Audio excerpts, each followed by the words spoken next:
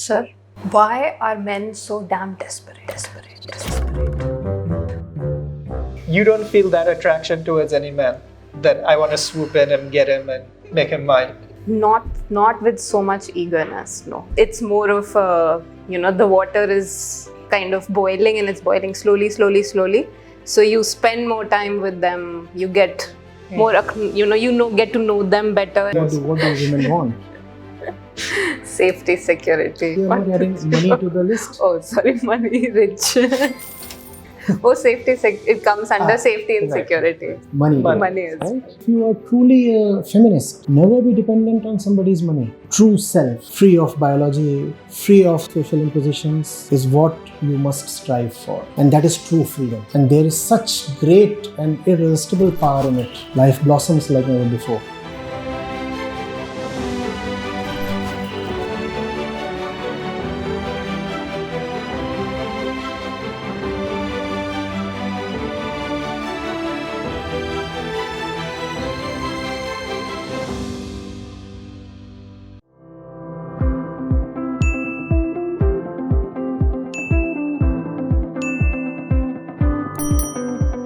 Sir, do attractive girls actually get more love?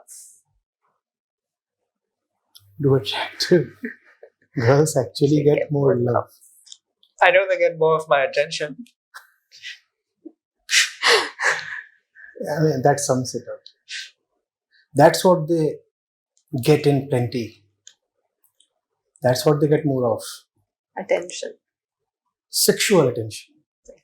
Sexual attention. I don't know from where one can learn that attractive girls get more love. But then I don't want to dismiss this question as frivolous, because surely a lot of attractive girls try to keep themselves attractive and even more attractive in the hope of getting more love. Absolutely. It's the most, what do you have to, first thing, it's like... That's tragic. That's very tragic. Somebody needs to shout it out very loudly and in the ears. Your physical attractiveness does not get you love. Be it a man or a woman. It's something so fundamental. So fundamental. It's obvious. If you are physically attractive, the other will feel a physical attraction. Where does love come into the equation? Unless you want to equate love with physical attraction. Now, love obviously is a different beast altogether. But now I think the question ought to be, is there even some kind of similarity or overlap between love and physical attraction? No, ma'am, none at all. Zero. Perfectly zero. Perfectly zero. In fact, in some sense, physical attraction crowds out even the possibility of love. It precludes love. What I'm saying is, a man could potentially be really loving. But that love, he would find it more difficult to have towards someone who is physically attractive. Because in that case, the physical attractiveness would overpower everything else, including love. So forget about physical attraction being synonymous to love, being a carrier of love. Physical attraction actually crowds out love.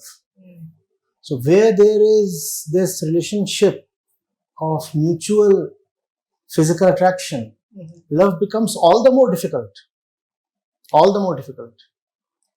So in this light, the expectation that your physical contours would fetch you love is just so juvenile, so misplaced, and so tragic. It's basically the opposite. It's basically the opposite. If somebody is coming to you because of your body, one thing you can be certain of: It's not love. he can't be loving towards you. He could be anything But loving. but a lover. And he could bring anything to you. And he'll bring a lot of things to you. But there is one thing just that he just cannot bring now: love. Because the fundamental equation is physical. The fundamental equation is so very biological. And love is not a biological thing. Can I say that you'll attract the wrong people? If you're attractive, Yes, you'll attract yes, the yes, wrong yes, people. yes, You'll yes. attract those who value your... Well said. Well said. Very well said. Very well said. If you are attractive, then you will attract just the wrong kind of people. So, attractive women have it doubly difficult. But to resist someone who finds you irresistible It's very... is difficult.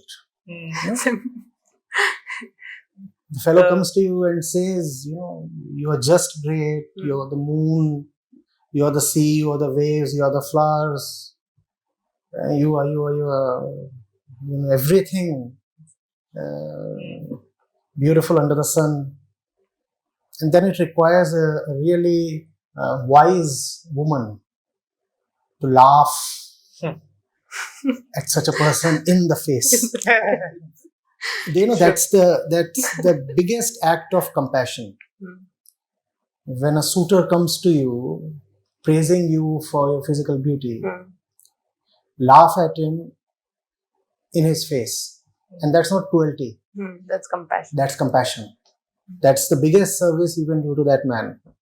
Laugh at him.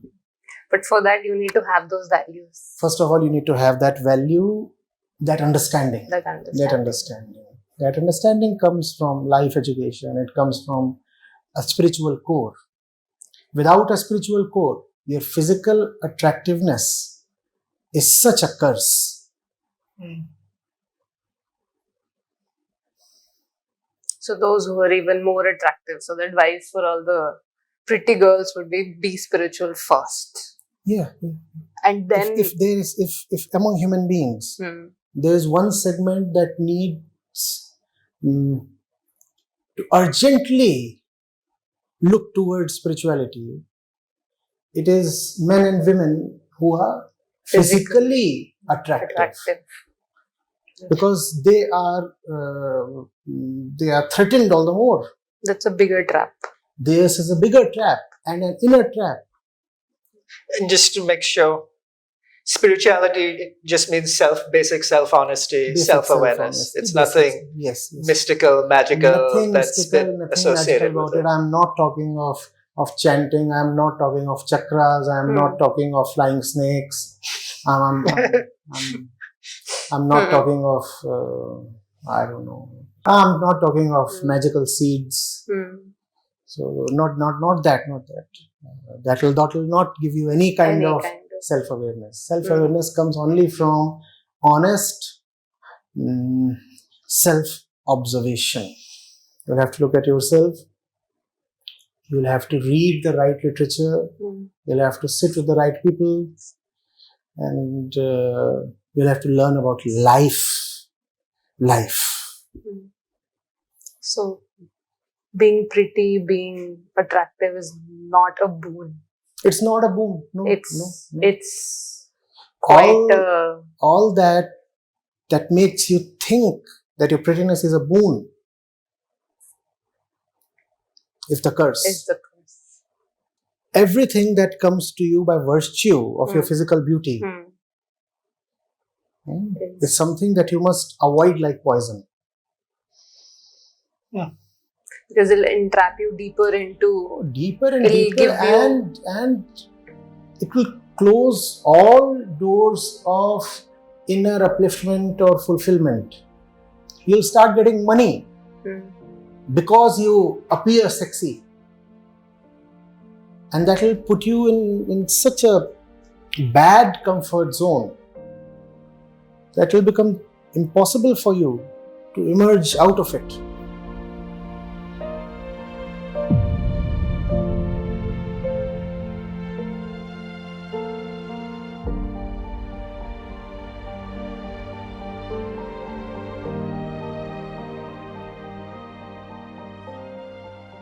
Fulfillment is what you want, don't you?